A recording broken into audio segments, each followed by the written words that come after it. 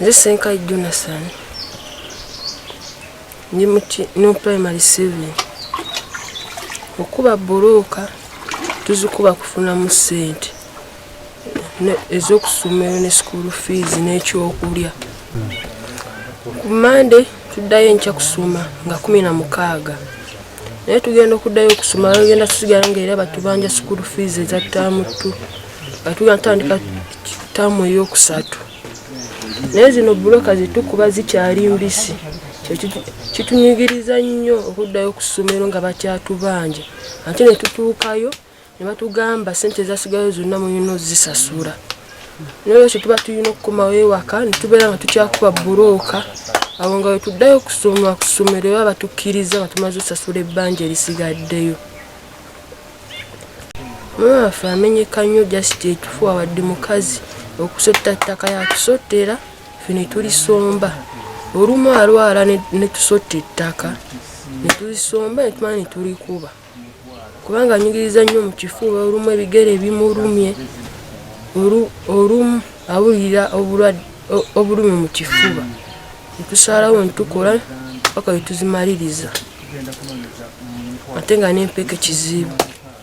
Nze nga Senkai Jonathan njagala nnyo okusoma era yabeerayo muzira kisaayi n'essomero annyambye kubanga natumayiriza P7 yange ngenda tuula mu guno omwaka era yabaayo ayagala okunziduukirira nja kwewaayo kyonna nsome kubanga nze njagala nnyo okusoma wadde nkuba bbulooka siringa ng'abaana balala era ndi mukozi. Njagala nsome ntuuke ekirootoolero kyange kubanga njagala beera balina dokita. Era ku masomero nga tulaba bannaffe abeeyagaza naffe nga twegomba okubeera nga bo kyoba tukola gunene omulimu gwa bbulooka. Ne babeera wasobola tuyamba ati kutsa school fees naffe tubaka ng'abaana abalala nga maama ye akulazize nga ye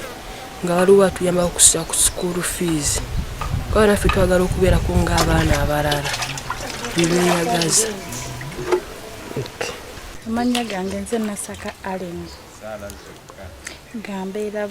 nga mbeera wano eboota Nsimbi nga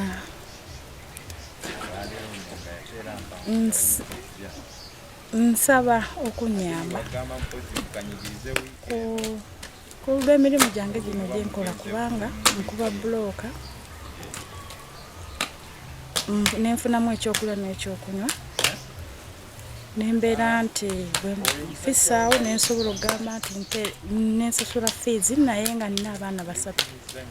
abalenzi 2 omuwala 1 naye nga mu kuzaala kwange nina 5 naye nga bendabirira nti oba mpeke panado babiki bali abaana 3 kati omu ali mu senior 4 omuwala omukulu omulala oyo omulenzi ali mu kyamusanvu kana akato kali mu kibiina kya 5 naye ng'ekyamazima nga nkola obutaweera ng'era bondaba oba nga bwe mundaba ndi mukazi naye neewaayo okulabika nti nkolerera abaana bange wano wendi naye nga ne ka fees kennyini sikalina. Ekyamazima ndi ku mabanja nene ngenda nembeegayirira basomesa nembafukamira nembeegayirira kali akasiniya fo kasobola okukola kubanga nako kayina oba oliawo ekirooto kye n'owokubiri n'owokusatu naye nga ekyamazima nange badde nkola nfeeyo ndabike nti tuukiriza birooto byabwe okundaba nga nkuba zino bbulooka tusobole okubeera obulungi newankubadde ekyokulya tufuba okulabika nti tukifunaafuna naye fees muzibu kati abaana bagenda kutandika olunaku lw'enkya nze kyamazima sirina ssuubi yadde toilet paper njeyo bikirimu sibirina yadde n'akamu naye nga nandibadde neetaaze oli alinayo kyayina anyamba ntaase kubanga asigama nti oba ki omuntu yenna aba ayagala abaana be babe bulungi bw'aba alina obusobozi naye nsazeewo nti ku maanyi nsobole okweyamba nange naye yenna asobola okunkwasiza akanyambe ankwasizeeko. Embeera ya bbulooka eno ogisanze otya? Embeera ya bbulooka eno si nnyangu kubanga kati okugeza yandibadde ng'esobola okubeera nti nnyangu naye ate si nnyangu kubanga oteekamu maanyi. Ebiseera ebisinga oba nga tolidde oba enkuba etonye n'odduka n'obikka oluusi nga wakava mu kinnya ate n'odduka n'ojja n'obikka ate n'otandika bikkulabikka ng'ozikyusiriza era nga bondabye nkyusiriza wansi sobola okukala nziteeke kuno. Naye nga si byangu kati ekisooka kati zizo nti nsimbi naye gye bayita bbulooka yeeno eri wano nti oba ogibisa eba tekyafa naye zino mpitirivu zifa kuba ekira kisobola okujja kiyitirivu zonna ne zigwekerera awo ate n'oddamu buki n'oddamu buto kati ekyo n'obeera nti okimazi bwe ziba zituuse wano n'enkuza ennyini akamotoka akamu bakatunda $27,000 siinaako yadde ebibiri naye nga mbadde nga nsaba yenna omuzira kisa anyambe anfeeyo nange ndabika okulabika nti nja kukola nja kufuba nkole kubeera ndi mukyalo omukozi seeganya. Ebiseera byange bisinga byonna mbeera omwomo mu kinnya oba mbeera wano nenkyusiriza oba nembikka siina bwe ngamba nti kino oli ne bw'aba agambye nti oba mpa mulimu ntetenkanyize wano nsobola otetenkanya.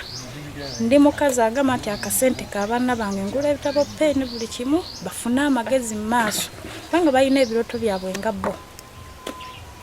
nange byenjagala batuukeko oba oli awo Mukama alitusaasira. Abaana bano kitaabwe ali ludda? Kitaabwe ali Mityana twayawukana naye. Kati yewe omugaa ku ky'abaana agamba ati? Eky'abaana eky'amazima mubeeramu n'ogamba nti nno oba ki naye oba oli awo talina naye ndowooza anoonya yakulya kuba omuntu alina ssente omulaba ssente teyogera naye eyogera webeera naye talina ssente ate ne bonaagamba nti noba okuwalirize mbu oba omugende mu mateeka bikyera ng'olaba talina n'osalawo ogamanga omukyala kookole kikookole togenda ddaawo nti kumwesibako nti oba bino oba biri kale n'ebirala ebitali bino oba biri kubanga ekisinga obulungi nze mmanyi okwogera enjogera yange ngamba asiri mulema nja kukola n'emikono gyange kuba banzaala nnina emikono. Wano w'obeera waani? Wano wembeera wa muzeeyi wange naye birungi si birungi. Muzeeyi yakuwaawo oba wammwe wakyali wa famire? Muzeeyi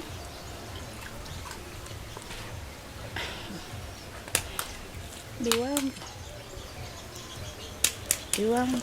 kubanga essaawa ya leero angoba nawe. Kati kyagamba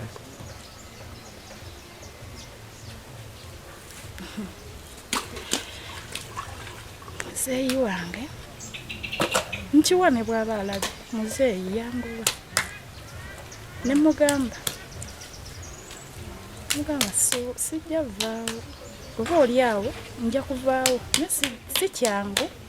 kera kumutya nenkwata budomola bwange oba bukunta bwange nkoleki ngende naye ng'ekyamazima nga yeyanjija gye nnali mbu nafumbira omusajja omwavu oba ebyo si kirungi byogera kupewawe simanyi nasalo nandeeta kati oluvannyuma neefuulira mbu tayagala byenkola bino ate nga tampa kyakulya na kyakulya era nemugamba nnoonya ekyokulya n'ekyokunywa ekyamazima abandaba mu bbulooka muno tosobola kujjamu kyakulya kyakwambala n'onoonyamu fiizi ekyamazima mmanjibwa kwekaza bwekaza n'ogenda musomesa n'obagamba nti nja kuleeta n'okubata n'olunga eyo ekyamazima ng'oluusi n'ojjamu akakadde kamu $20. Amazima ogenda okagabanyagabanyemu abaana basatu ofiseewo n'ekyokulya nga tolina yadde n'ekigula gamba oba akapaliko omunda nga tukola ki nga tolina nga ate so kano akalimu kaba keetaagako obuyambi obuki obulala naye nze naŋŋamba sikuba bbulooka ani yampa ayina kale bwe yakyogera eyampa okukuba wano bbulooka ne mugamba buloka sizikuva mirembe noonya kyakulema kyakunywa bwatyo kitange bwali naye nga yanteeka wano gye yanzija ze yanze yanteeka wano era mu bulumi obw'ekitalo era n'ab'obuyinza yonna natuuka nga sirina kyakunywa naye ate nali siri mulema ne ŋŋamba kaŋŋende matafali sigamanyi ne bifa ne bikola bitya ekyamazima ate nga ndaba baana bange obulamu bwabwe newankubadde nti nazaala ne mulimu wootunuulira ekyamazima omusajja talina yadde bibiri nga naye kikanyininyini ekyokulya ayinza okugamba nti oba nsomba mazzi wankubadde nti siwuliza ate era saagala kuwuliza kanfe ku baana bange oba oli awo mukama alisasira. Embeera eno esinze kukalubiriza ku ki? Embeera eno esinze kunkalubiriza baana fees kubanga waliwo ekinuma nnyo era nkigamba abaana bange nakula sirina maama teyandera nakulira wasenga wange yandera obulamu bwange obusigadde bwadde bwa taata era nze taata wange yannemesa okwagala omuntu yenna mu mutima gwange nga nze omuntu nga njagala kuba kumpi na taata yanjabulira ate nga saafuna kulirwa kwa maama nenesawo nengamba kandera abaana bange nkole kyonna kyensobola newankubadde kasita ndi kumpi nkube bulooka abaana bange mbalabirire nsafuna mukisa gundabirira nga maama era kinuma. Kati ye taata weyogera naye agamba taata wange sikyayogera naye yankyawa ava ku kyokukyawa kukuba bulooka zino kuba namusaba ekyokulya nga sinnaba kuzikuba yaŋŋamba zaatoolawo size ziddawo olw'embeera emu oba endala nga bana bange balina okusoma nga nyina mabanja ku ssomero nali nsiikasumbusa obuli takumi obulaba buwo obuyitirivu buubwo bwa butto nga tusika ne tutambula naye baatuuka abaana bayiga emizze ebigambo ebinene nembibamu neŋŋamba kankuba ettaka ly'essebo naye kati ndikuba era ndikuba nfunayo akasente ogufuna sabbuuni kubanga luli sabbuuni nga wa lutalo oluusi n'oyombanga sabbuuni gwe balya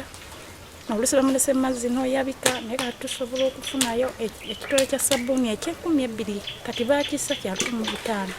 kubanga lwaki tujagula muti olina okutematemamu n'ogamba nti nobanga ofisizaawo omutwalo kanguleko omunnyo kanona kali okusinga tulina omunnyo kubanga tusuulamu mu mmere ne tulya enva ezo tetuzitegeera bulungi kasatula ne tubeerawo tusobole okukola oba oli awo tulibeera obulungi kyetukolerera. Kiki wandisabye taata? Kyenandisabye taata siina nnyo kuba abadde besiti wange nnyo ekyamujjako simanyi lwaki ye nga ye akimanyi ng'omuntu naye nga nze yandinsaasidde nga bwe nnakula nga sirina nnyabo nansaasira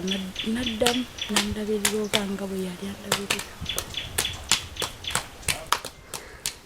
Kuba omulanga eri omuzira kise yandiyagadde okuyamba ki kye yandikwasirizaako? nga nkubira omulango ogutasera abandaba ng'era bwe mbyogedde ekisinga okunnuma mu byonna era ekyantwala muno mu bulooka kulabika nti abaana bange basomako ekyamazima era bw'oba obalabye oba mu bitabo byabwe tebabadde babi naye nga nsaba nange abaana bange basomeko bafuuke abantu abeegombesa mu nsi. Gwe wasomako? Nasomako. Pakawo? Paka sinyafo. Kiki kyoyagaliza abaana bano? Abaana bano sinze mbaagaliza naye nga bo byempulira boogera kubanga omuwala yagamba ayagala bwaddoki ayagala kusoma obusawo mbuba okulongoosa ekibumba sibitegeera bulungi mpulira babyogera kubanga nabaddeyo okusomero nga mutwalidde ebintu kuba tebaakomawo gyasomera nanga mama akasente mugamba kyamazima akasente mwana wange omulimu gweyala tugenda gusobola gufuna naye tula seniyafu tulabe nakamate mama tulabe ekyo nibona nawe okimanyi kateri sente naye nga ye agamba ayagala kusoma busaba erinnya erinnya lyange nze Masaka